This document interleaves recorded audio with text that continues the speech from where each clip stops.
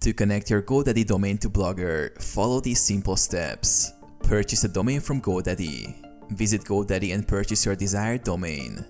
Access Blogger settings. Log into your Blogger account and open your blog's dashboard. Go to Settings in the left menu. Under the Publishing section, click on Set up a third-party URL for your blog. Enter your custom domain. Enter your custom domain in the provided field and click Save. Blogger will show an error with DNS instructions for your GoDaddy domain. Configure DNS settings on GoDaddy.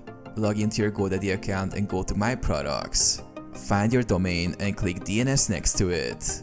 Under DNS Management, add to CNAME records. Save these changes.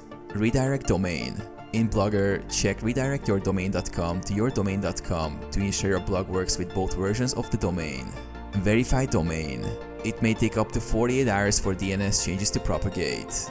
Once done, your GoDaddy domain will be successfully connected to Blogger.